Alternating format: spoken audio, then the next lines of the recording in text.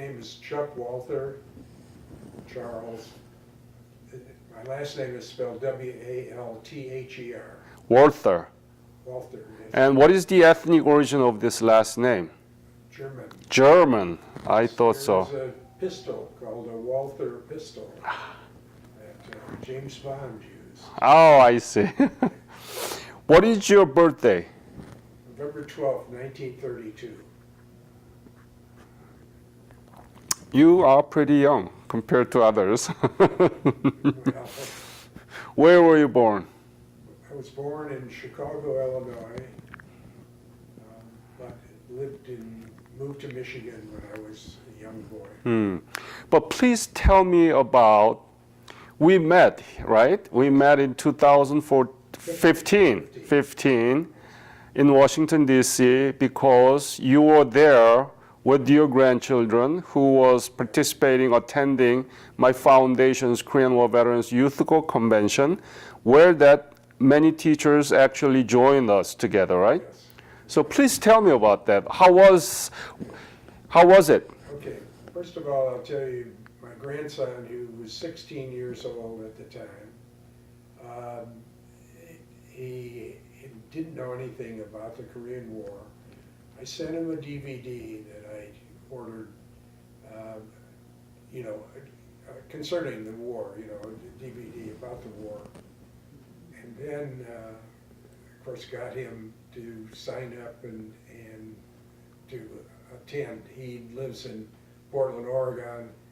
I live in a suburb of St. Louis, so it's a little coordinating to do. Anyway, he learned a lot. He enjoyed it. In fact, he said, "I'd like to go back again." I said, "I think you've had your turn." But anyway, He can return. yes, he did he enjoyed it, and one of the things that happened that I had mentioned to you, that when we got to the convention, to the meeting, we went down to get something to eat, and we sat with 3 teachers at a table, and they introduced themselves, one from Texas, 2 of them were from Florida, and they were very anxious to be there, and they started to tell me about, my question to them was, how much do you have in your textbooks? I mean, About Korea. about Korea and the Korean War. And so one of them told me, I have 1 paragraph, and the other one said I have a half a page. And the other person, I can't remember, but I think it was about a half a page or something. So I was really surprised, and one of the questions that I had for him was, why don't you ask the publishers, the educational publishers, the people that publish the history book, to put more in there? And they said, oh no, it doesn't work like that. We don't, individuals don't tell them what to do, but our state or our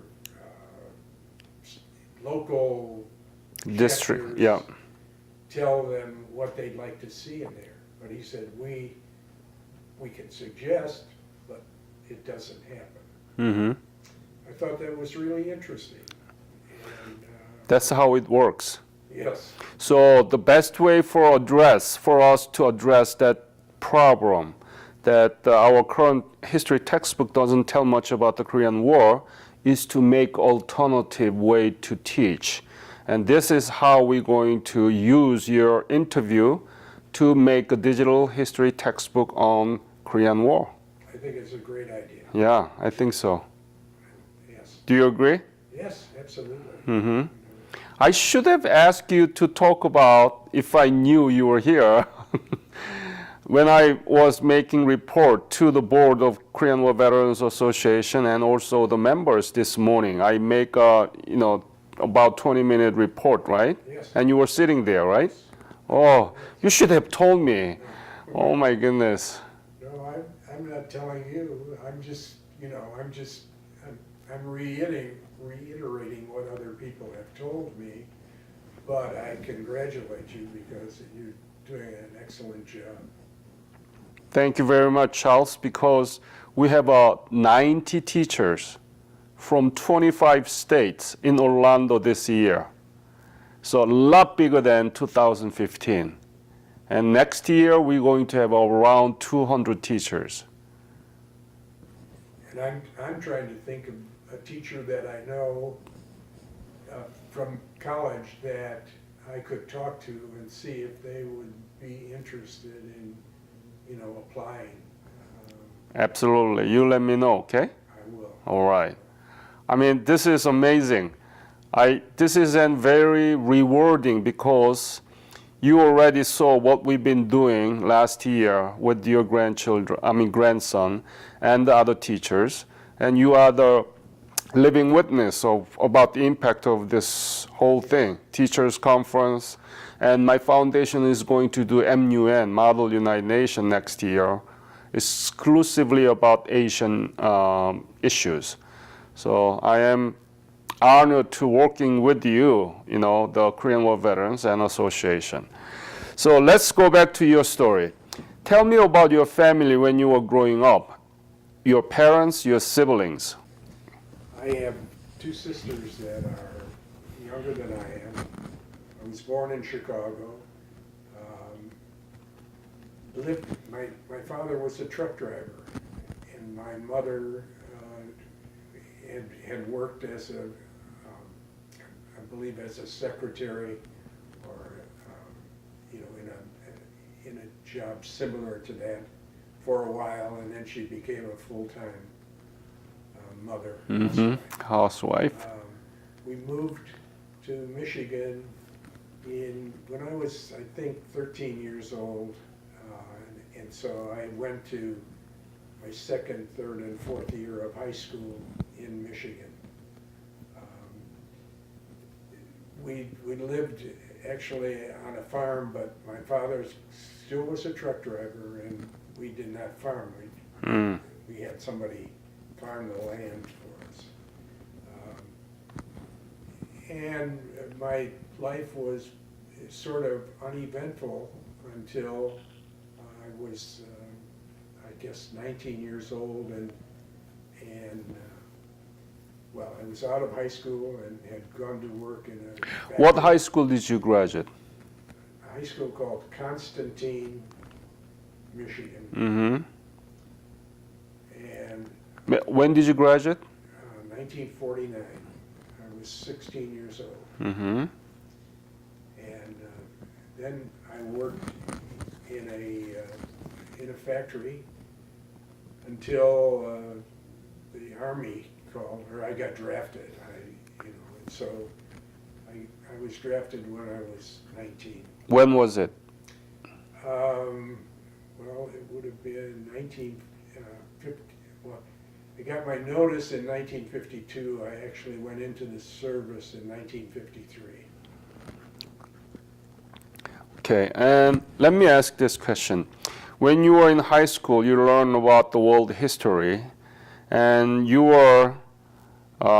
knew that the Korean War broke out. Did you know anything about Korea? Did you know where Korea was? No. Did you know about the history of Korea? No, I knew absolutely nothing. I was very familiar. As a young boy, I was interested in World War II, and I had my father was not in the service, but I had uncle and cousins, and so I followed World War II, and I had a lot of interest in it.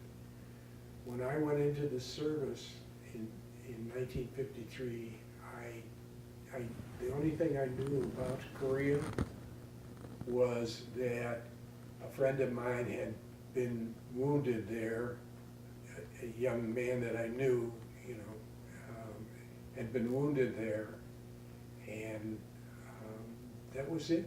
I did not, for a long time, I did not know where it was located. I mean, Far East, yes. But, And you were in Korea. yes. And you know what happened now, Korea, the Korean economy and so on. Yes, What do you think about this? The country that you never knew before, you fought there, you served there, and you didn't have any idea that how Korea will come out, and now it's one of 10th biggest economy in the world. What do you think about whole thing? Well, I'll preface what I'm going to say by saying that I went back to Korea, not my wife was in an international, she was an international rep. And so she had the Far East, she had Hong Kong, and she had Korea and Singapore and all the countries, Japan. So I went with her because I wanted to see Korea again. Mm-hmm. I went back and I could not believe it. When was it? It was 1992 or 3, Mm-hmm. and I have not been back there since. But I would like to take that, seeing Korea again. But seeing Korea in 1953-54 and seeing it in not even 40 years later, Mm-hmm. I could not believe the progress. The automobiles, they had expressways, I'm talking about Seoul. It astounded me. And you had previously had the Olympics there, so there were some things that were built specifically for that, but I was absolutely amazed at the progress. And now you jump ahead another 20 years, and it's even better. So that was the only other thing I was going to comment on. When I went over to Korea, I happened to have a captain, a company commander, that got us together and told us why we had fought in Korea, what happened after World War II, why it was divided, and most of the people that were over there did not know that. They were totally unaware of it. Mm-hmm. And I would say most of them never knew where Korea was until they set foot on the land. So what do you think about it? You are a big part of this whole thing, whole history. What do you think about your service? Oh, I don't think of my service as causing the Korean economy to be explosive, but I think it is it's certainly something to brag about. There's no question about that. Mm-hmm. Are you proud? Absolutely. Yeah. And that's why I'm a member of the Korean War Veterans Association. And then I have another group that I also belong to, a smaller group. We were all in the military police in Korea. And our group is getting smaller now. But that was, I belong to that group also. We meet every year in a different location. Mm-hmm. So let's go back to when you were drafted. It was 1952, 53. And where did you get the basic training, and what was your MOS, and what was your unit? Okay. I got my basic training in Fort Riley, Kansas. Mm-hmm. Now, remember, I lived in Michigan. They sent me to Fort Riley, Kansas. And they never build army bases in beautiful locations. But it was the 10th Infantry Division. I'm sorry? 10th Infantry Division. 10th? Was there, and that's where I got my basic training through them. And I was my MOS was 1812. I was heavy. I'm trying to think if it was heavy weapons. I believe it was 1812, and then I went to leadership school, and so it became 1812L. Mm-hmm. And then what happened? When did you leave for Korea? Well, after leadership school, I left for Korea, and I believe it was either September or October of 1953. Mm-hmm. The truce or the war was over, and it was. We went to Japan by troop ship, and then from Sasebo to. I think we landed in Incheon. Mm-hmm. I was assigned to the 40th Infantry Division. So they moved me immediately to the DMZ. Where? Do you remember? North of Chorwan. It was north of Uijambu. Mm-hmm. Kind of a straight shot north of Seoul, Korea. I see. So I was in the 40th Infantry Division. I had an infantry MOS. They gave me an opportunity. They had some openings in the military police. Gave me an opportunity to go into the military police. Mm-hmm. And that's what I ended up doing. I stayed in the 40th Infantry Division for a good part of 1954. And then they moved the 40th Division, they moved the colors back to California. It was a National Guard division, so they moved. And then we all went to different locations. I went to the 55th Military Police Company in Seoul, and stayed there until almost the end of 1954, and then the 55th moved someplace or disbanded, I can't remember which, and they moved me to a military police company in Uijambu. Mm-hmm. And that was it. I came back at the end of 1954 and was 55. No, I came back to the States in 1950. At the end of 1954, I was discharged in January of 1955. I see.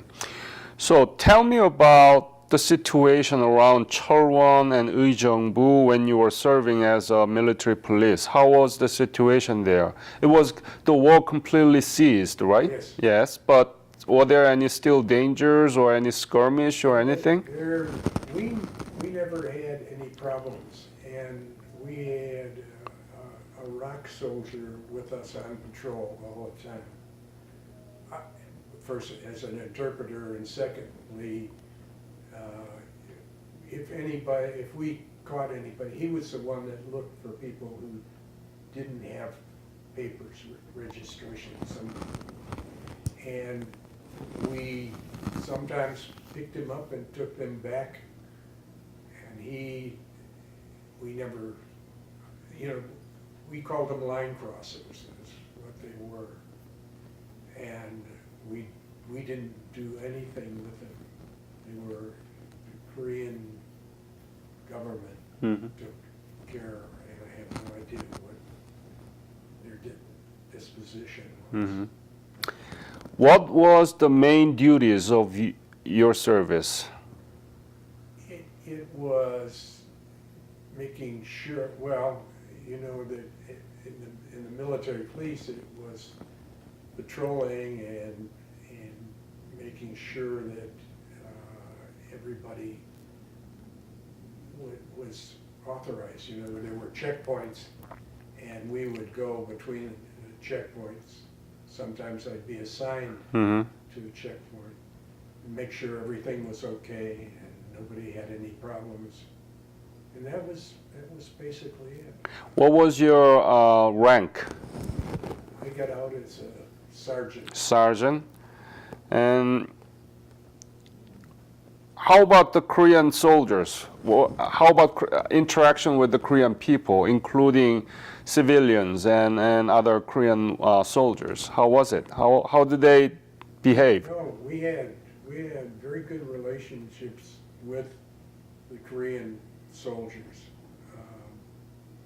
We had, and then when I went to Seoul,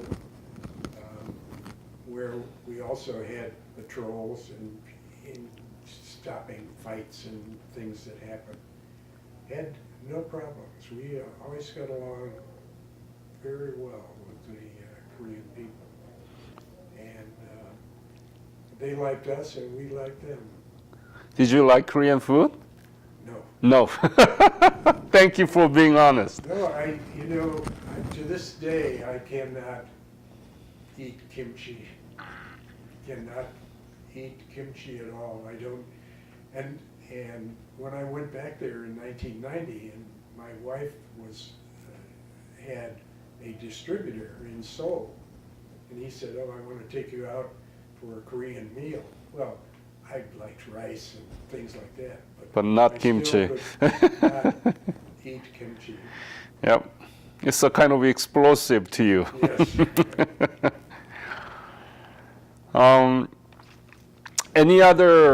What was the most difficult thing during your service in Korea? If I'm asking you, pinpoint one thing that it was really bothers you or it was really difficult. The language problem, that was, we worked with some of the Korean soldiers who could, had just piecemeal English, and we had piecemeal Korean, and we could kind of communicate, but that was a difficult part of it. And then we worked with the Turks, and Were there still Turks yes, in 1954? yep, Oh, okay, I didn't know about that. yep.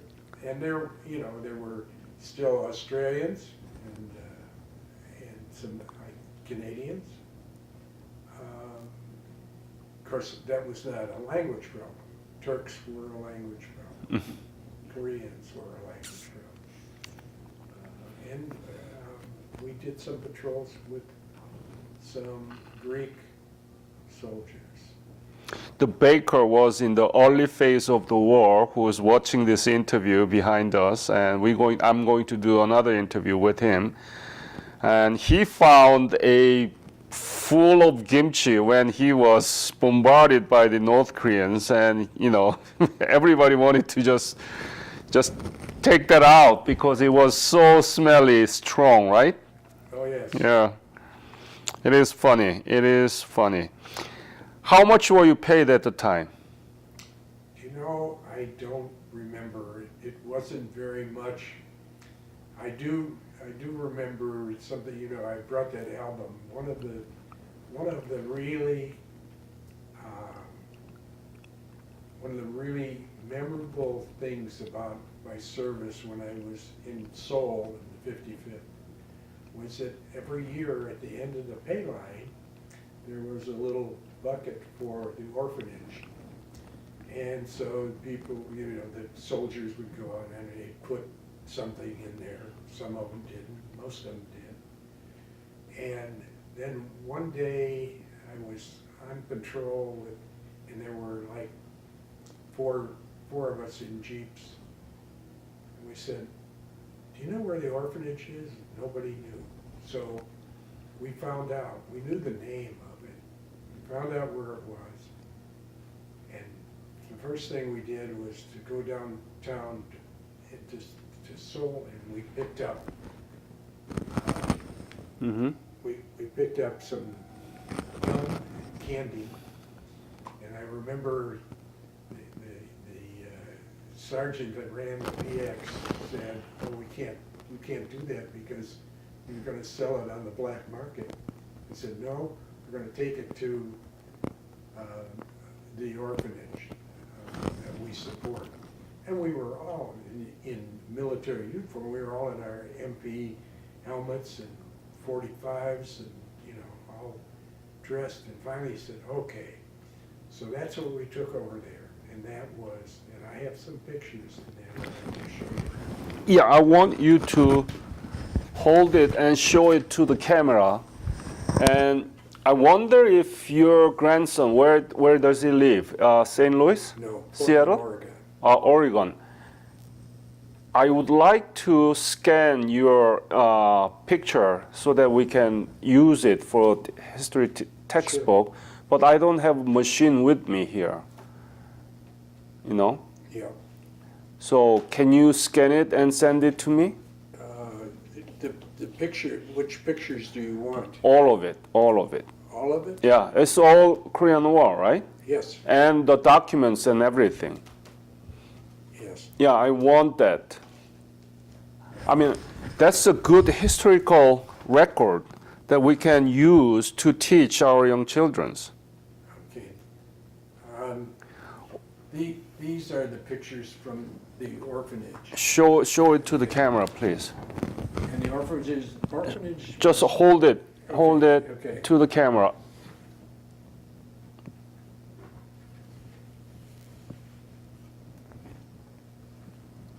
And let's see, I forget.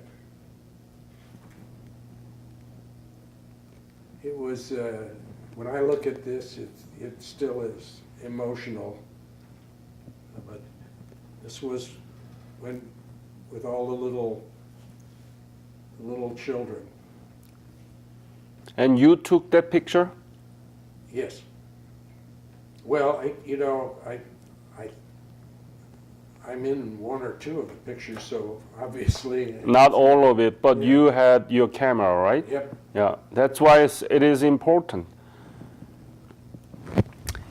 If you cannot, I want to take it and scan it and return it. I just had so much of the letters that I received from one veteran from South Dakota, the hot springs. Yep. We scanned it all, and then I FedExed it back to him. So either one of, please do that, okay? Either you can scan this thing and send it to me, or somehow you trust me and give it to me. Yep. So I want you to decide at the end of the interview, okay? Okay. But, so the orphanage, where was it? It was someplace in Seoul. I could. South of Seoul, or was it No, inside of the no, Seoul? No, it was inside, because it was our patrol area that we covered. We covered all of Seoul City. Mm. So it was there, and I have the name of it. What is it? Well, it's, It's in the picture? yes. Let's talk about that later. Okay. Think about those kids in 1954. Yep. Let's say they are 10-year-old, okay? No, they're not Them- that old. They were. 5? Yeah, Okay, let's say 5, all right? 1955, 5 years old. Now they are 45, 55, 61, almost like 70s, Yep. in their 70s. Yep. And now they live in a completely different world. Yep. Can you believe that? I can. See, that's what you did. When you give them gum and candy, you gave something to these people, the children who really need those. So you did it. Yeah. Like what Jesus said to us, that you did it. Whatever you did it for one of the least of my brothers. And that's why you are blessed, and we are blessed. Yeah, I believe it. As I said, I still get emotional thinking about that. Because they never saw any males. The orphanage was run by, not a religious organization, but by women, and they did a wonderful job. But these children were not exposed to males, maybe some Korean males, but when we got there, they were so excited, and I had a little boy that, we had billy clubs that we had, and he hung on to that thing and just followed me wherever I went. Ah, And so that's what I said. I still remember that. And That's what you did for those who really need it. The love and care with even one gum, you know? oh, sure. Oh, yeah. All right. You should be proud that now Korea is 11th largest economy. We don't have orphanages like that. No. So,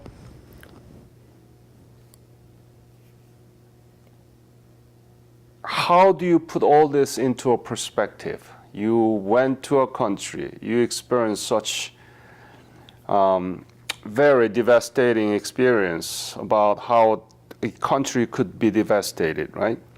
And now we are meeting here for annual reunion of the Korean War Veterans Association, knowing things been changed there. What do you think? Well, as I told you, when I went back, I was amazed. It was as I said, 1992, and I'm back there, not in uniform, just sightseeing, looking, and I'm thinking, it was absolutely astounding what they did. Because I remember the buildings, bombed out buildings, and I have pictures in here of that too. So, such contrasting imagery, right? 1950 and now. Why don't we teach about this successful American involvement in Korea? Why do not teach about these things? Why is it been forgotten? I have no explanation, but I didn't know that it was not in our history books. I thought. It is, but too small. Yes, a paragraph, not enough. I mean, you can't explain a war in that amount of time. So I was not even aware of that. In fact, I wasn't aware of it until I talked to the teachers. When you met last year, right? Yeah. Yeah. So that's why we are doing this. And any other story that happened during your service in Korea that you want to share with me? No, I think we pretty well covered it. The problem that we had was a language problem. Mm-hmm. The orphanage, was as I said, very emotional to all of the soldiers, all of the MPs. We all said exactly the same thing when we left there. Wow. Mm-hmm. Wow. Put more money in the bucket at the end of the line. Mm. So, that's basically it. And you as a Korean, I'm sure, are equally proud of what your country has accomplished. Absolutely. That's why I wrote the book about Korea. And I used to teach about it, but it is good to know that you are in a position to be able to compare things that happen to Korea and now. And would you continue to help my foundation to identify the teachers who are interested in this project, the History Teachers Conference? Absolutely. And yeah. Absolutely. I think it's a great thing that you're doing. Mm-hmm. You are in St. Louis? In the suburb, yes. Uh-huh. You have a many Korean War veteran there, right? Yeah, we do. I don't belong to one of the chapters. We have, I think, 3 or 4 chapters there. When I joined the Korean War Veterans Association, I just sent in my application and my money to join because I had read Graybeard magazine.